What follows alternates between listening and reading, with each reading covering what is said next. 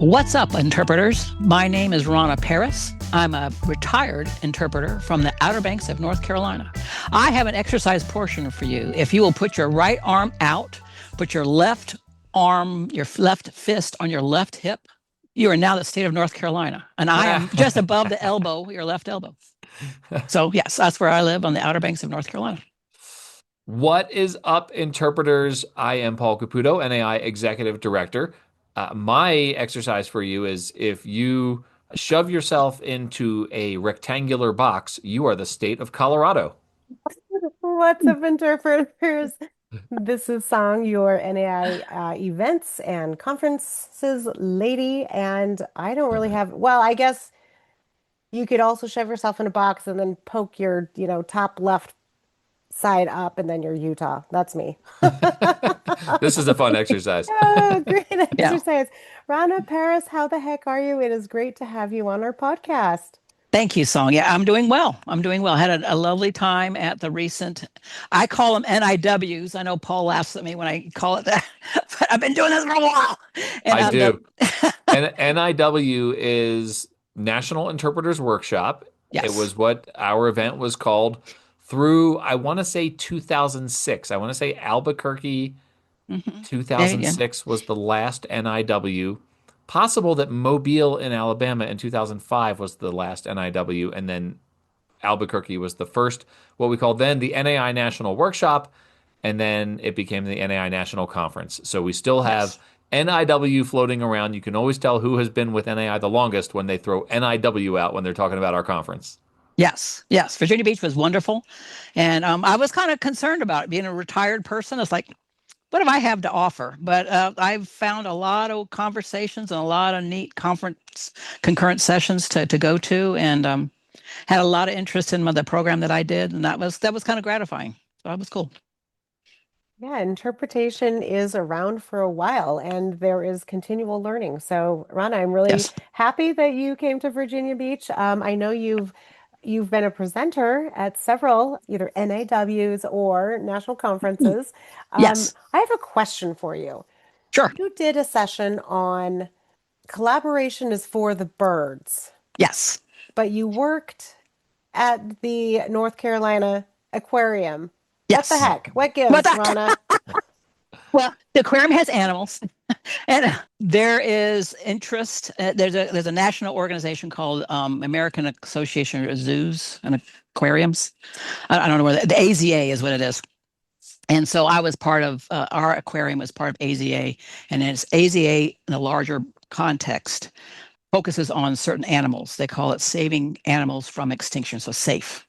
And so the songbirds as a group are really having a hard time. And a bunch of us got together to decide how can we make songbirds an emphasis at zoos and aquariums, even though they may not have them as exhibit animals. And what can we do to protect them? And how can we tell people what to do to protect them?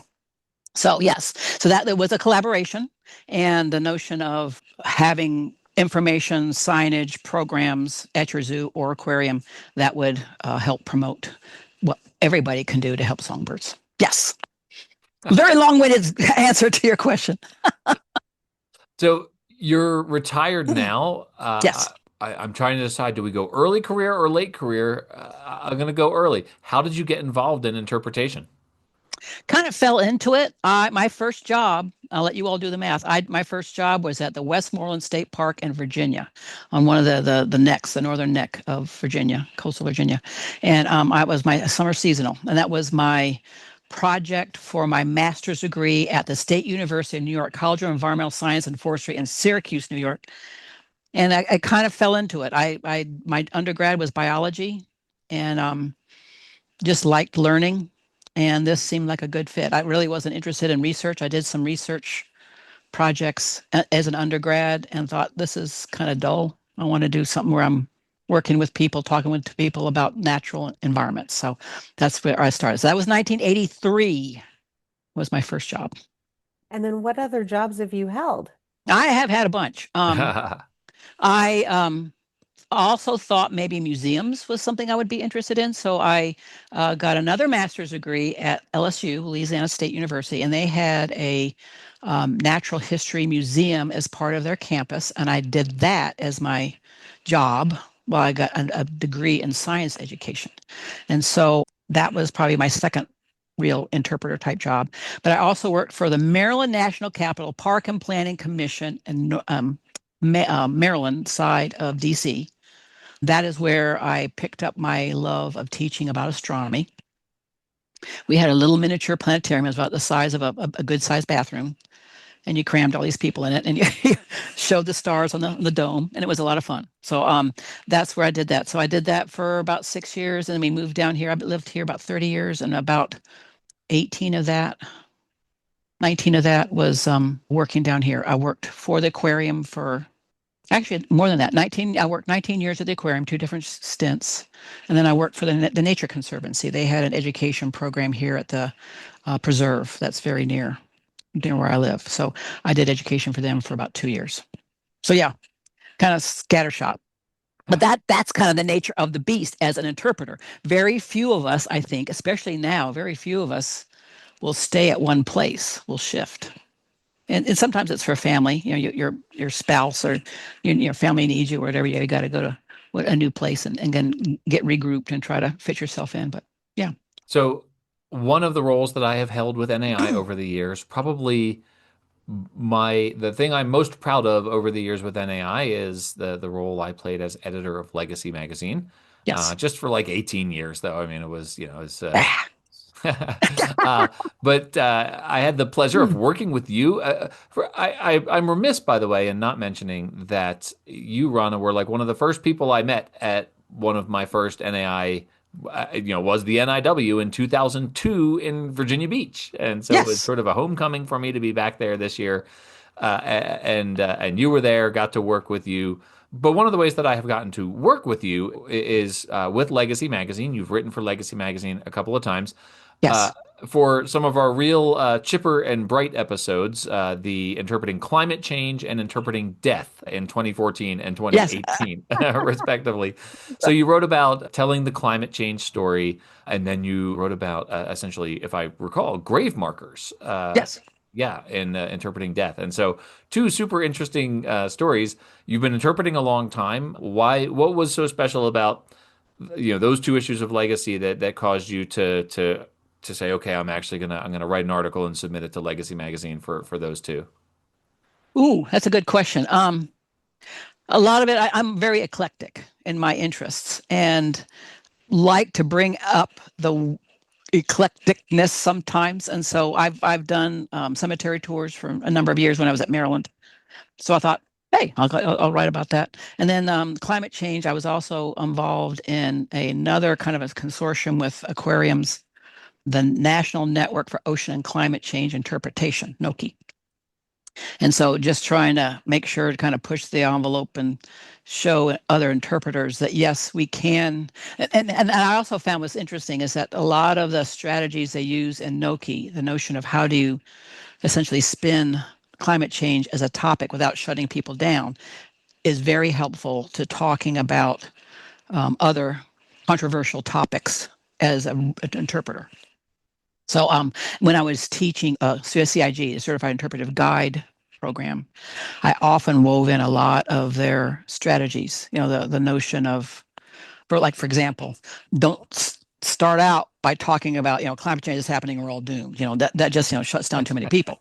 So the idea of talking about the positive stuff. What can we do together? What are some of the strategies that work to have people stop, think, and see that we can move the needle a bit to make people want to really do what they can to fix that problem. So again, back to that, the collaboration for the birds. How do we spin that so that people can say, "Oh, there is something I can do."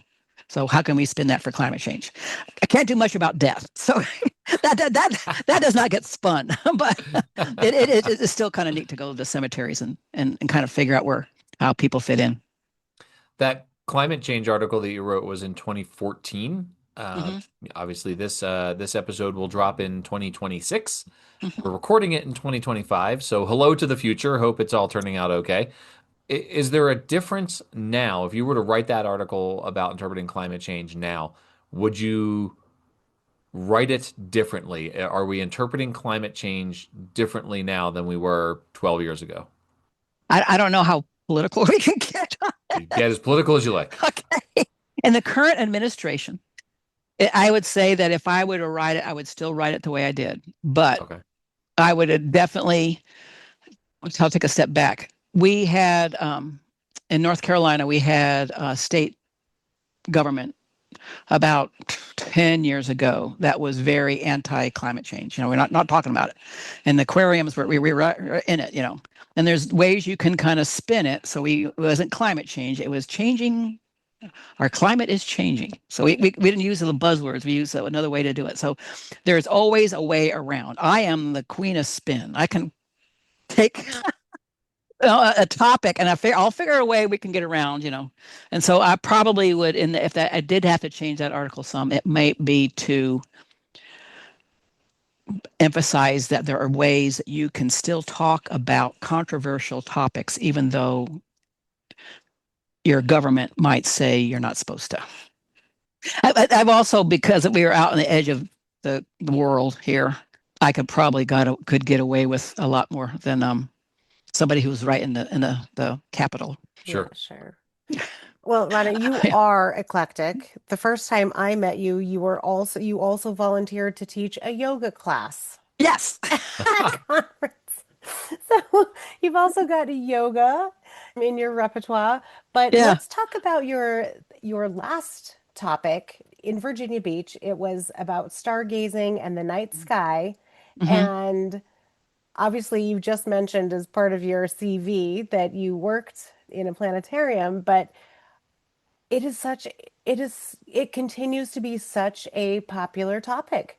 People love Yes. going outside looking at the night sky. So what's up? What's up? What's up with that? Uh, Well, it is integral to our being human.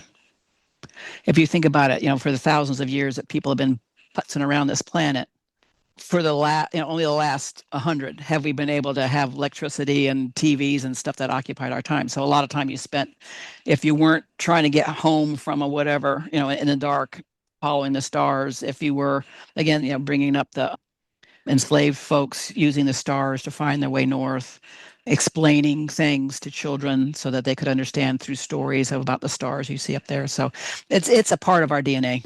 We are made of star stuff. Carl Sagan said it, and I agree. I think we're just fascinated. It's just, as the various telescopes have been going up, the Webb and other ones going up, people are learning more and more, and just wrapping your brain around: Are we unique? Are we not? Is there anything else out there? Is there not? I think it's just a part of the human condition. In your session, though, you mentioned, hey, you don't have to have expensive equipment. No. So, what are some props that people, I mean, give me a little baby program right now. Okay. Tell me how to go do this. I want to go do Right. this like today. Right. Well, the main thing I try to tell people is that you don't have to have telescopes. Binoculars that can be helpful, but using your naked eyes is a whole lot easier, and especially if you're going out with other people. The challenge is that what my program was talking about, even if it's cloudy or clear, do your program, because you can teach people what to do to go out to the night sky and enjoy it and appreciate it and be in awe of it with just your naked eyes. One of the things that we do is, using our hands. When you're talking about being out in a dark sky, and if you're lucky enough to be in a dark space, you're out there with other people. They're not going to see you pointing, hey, look at that. You have to explain where you're looking and how far I want you to look.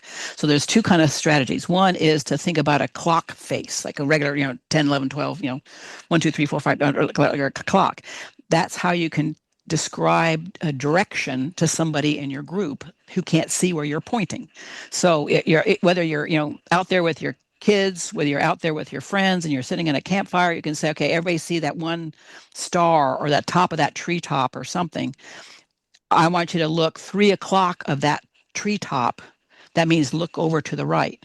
If I say I want you to look 12 o'clock, it means look straight up. And so there, and you will see a star, a constellation, or whatever. So that's direction.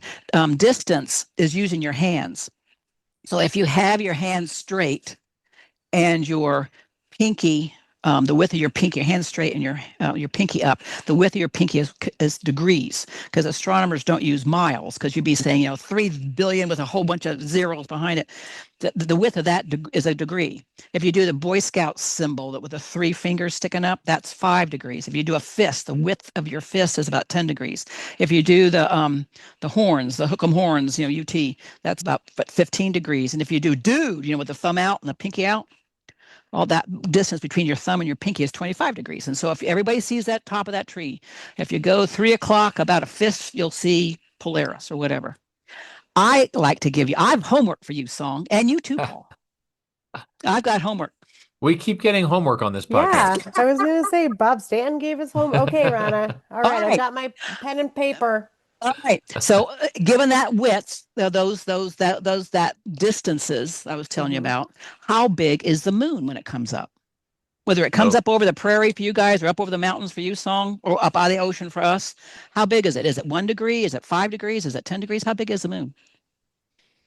It kind of depends, right? Some days I feel like it's the biggest pizza pie I've ever seen in my life, and sometimes I'm like, where is it? Yeah, yeah. Well, again, that would be part of the phases of the moon. The moon is going around us, orbiting us. What you're seeing is the reflection of the sun's light, and if the moon's moving, it's going to change in phases, they call it. But when you see it, is it getting closer and then farther away? No, it's staying basically the same distance around us. Paul, you got to guess? How big do you think it is? How many degrees? Oh my goodness! I first of all was told there would be no math. Sure can. That's not like all right, tell me the equation again, Rhana. if your arm is straight, yeah, and you have your hand out, yeah, the width of your pinky is 1, your pointer, your middle, and your ring finger, the width of those 3 together is 5. The fist, like from knuckle to knuckle, is 10. Okay. How big would you say the moon is? 1.5. You're very close. It's actually half a degree. So if you see a Song, when that pizza pie comes out of the over the mountain, and you think, holy cow, that thing is huge. If you put your arm straight, finger up, it can be covered up by half the width of your pinky. It's a half a degree. Half a degree. Okay. Half a degree. But you're close. Right. I've had people say, oh, it's got to be 10 degrees, as big as your fist. But it's just, again, it's one of those weird things that the human brain likes to think that it's big when it's close to the horizon for some reason. Huh. So next time you see it. So I think it's a new moon today, so you're not going to see it today, but wait another week and you'll see the quarter moon, and you can kind of put your finger up and cover it up with just your finger. That's pretty cool. Well, I'm glad I asked you to restate the equation again, because I was trying to keep track, and and for the listener, Rhana and Song were both holding their hands out and doing the things. So I was trying to follow along. I'm a visual learner, so seeing you actually do it helped there too. So okay, Rhana, you've been involved with NAI at the region and section level as well. You were actually one of very few people who would literally you would send me materials to put together your newsletters, and I would do it, and then you would send me chocolate. So I used to get chocolate in the mail that Rhana would send as a thank you for putting together the newsletters. And no one else ever did anything like that. Although I should say, Eliezer Nieves is always bringing us coffee. So from Puerto Rico. So Eliezer, thank you for the coffee. But you have served in a lot of different roles. And so in particular, you were involved with the Region 3, the sunny Southeast, and you were the newsletter editor for many years. It was a shock when you said, okay, I'm done doing this. Now you are retired, not only from NAI things, but from your professional career. What does retirement look like? How are you using interpretation now in retirement? Oh, all the time. Because again, the notion of when you're an interpreter, and I always kind of laugh when we come to a town. I kind of wonder if the town kind of like looking at us kind of strange, because we're always, looking people in the eye. We're always, chatting with somebody at the coffee machine or the check-in clerk at the hotel or whatever. And it's that kind of building rapport with people, putting them at ease, that kind of thing has always been part of interpretation. So I still do that. But I also just continue to teach. I'm also a master gardener for our state. So I teach the new master gardeners and I do some classes for their arboretum. So it stays current. That's awesome. Rhona, you were such a busy gal. Just doing all the things. Are you doing any consulting, interpretive consulting? Um, no, not as a consultant Okay. necessarily. Probably like a lot of interpreters, I have sort of imposter syndrome sometimes. I think they're not going to want to hear from us, or from me, or whatever. But I am still doing programs. I used to do what they call outreach at the aquarium. I would take the show on the road. So I would, load up the van with animals and that kind of stuff. And one program that I had was called Rent a Naturalist. So if somebody wanted to take a hike or go kayaking and have somebody with them that could kind of point out things. And because it was more alliteration to say Rent a Rana, that's what it was called in the office. So I'm kind of dabbling in the rent-a-rana business. One of the hotels, the resorts that I used to bring animals to, I was started to do star programs for them as well because they were right on the ocean and they bought into the idea that light pollution is a real problem and they wanted to do what they could to prevent light causing sea turtles to misdirect. So when I retired, they searched me out and found me. And so I'm starting to do programs for them again as a rent-a-rana. That's so cool. I love it. Rana, I have kind of a trite question for you because it's like one of these like icebreaker questions, right? Like if you like the mountains, go over here, and if you like the beach, go over here. Ketchup on your hot dogs or no, So, given that you've been involved in interpretation of the ocean Mhm. and interpretation of outer space, that sort of icebreaker question that you see a lot is, okay, which one do you think holds the most mysteries? Which one, if you could know everything about either the ocean or outer space, understanding that outer space is quite a bit more vast than our ocean here on Earth. Is there one that you are more intrigued by? One that if you could know everything there was to know, you would want to know? Well, I'm going to turn that on its head. I don't know a whole lot about the ocean. Okay. I mostly did aquatic animals. So Okay. I would do freshwater and that kind of thing. So I didn't. I know some about sharks. I like whales. Okay. But Yeah. other than that, and the climate change thing. So that doesn't really help your question any. I don't know. One of the quotes I sometimes hear is that we do know more about the space than we do about our oceans. Hmm. So the oceans still have a lot to be understood. Yeah, I don't have an answer to that, I guess. You gave that trite question of mine much more attention than it deserved. So, Okay. although song, same question for you: ocean or outer space? Which one? Ocean. Which one captures your fancy more? Ocean. Yeah, me too. Ocean. Yeah, I'm going to convert you both yet. So Well, we'll have to come do a star program with you, yeah, Yeah. obviously. yeah, yeah. I do have another ocean-based question. Since you have lived in North Carolina, Virginia, and Maryland, which one has the best seafood? Oh, in Louisiana. She went to college in Louisiana. Louisiana. And Louisiana. Oh my goodness. Yeah, Mm-hmm. You you yeah, are Sorry. you are in all the yeah, seafood places Yep. here. Who has yeah. the I think North Carolina. Yeah, North Carolina. yeah, Okay. all the sounds that we have. Yeah, Okay. yeah. And North Carolina barbecue is objectively better than any other kind of barbecue in the world, yes? Well, yeah. Yeah. All right, so Rana, that was a little bit silly, but I'm going to do an about face and get a little serious here for a moment. As I mentioned, you and I have known each other for a long time. You were Yes. already well established as an interpreter by the time I got involved with NAI, and we met in 2002. So you've seen this field, you've seen this profession go through a lot. It does feel right now to me anyway. I mean, in my involvement with NAI is almost 24 years now. It seems like we're facing uniquely challenging times right now as a profession. And I think in particular, the government shutdown late 25 particularly hurt the field. And it's a time where we are needing our resilience as a profession more than ever, given that you are retired, and so you may have a certain personal luxury of not having to deal with it, every single day. But I know that this field matters a lot to you.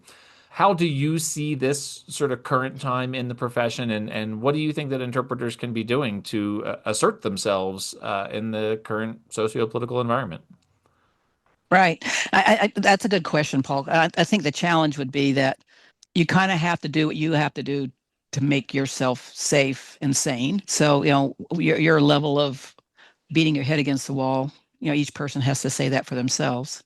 But I think the value that interpretation brings to the human condition is such that we are important. We need to remember that we're important. We have to remember that our resources are important, whether it's history or natural, and stay the course.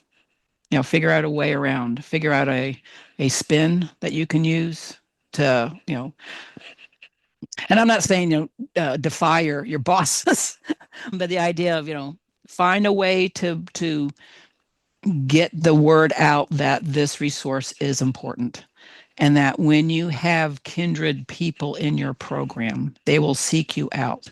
They will seek you out for comfort sometimes, for information, for the truth. And when you are able to kind of step aside maybe from your program and tell them that we're still here, interpreters are still here, our resources are still here, and we're doing all we can to make sure that they are being protected and supported. So I think that's where we're going to have to put on sort of a social worker hat. I think that when sanity returns, when I feel when sanity returns, we'll be able to come back and say, no, this exhibit that was here before is still important and valid and real. We'll bring it back, and you'll still have the good information. Thank you, Rhana, so much for everything that you do and continue to do for this field and for this profession. And thank you for taking the time to Sure. do this podcast with Paul and I. It's always a Well, pleasure. Yeah, thank you, Song. Thank you, Paul.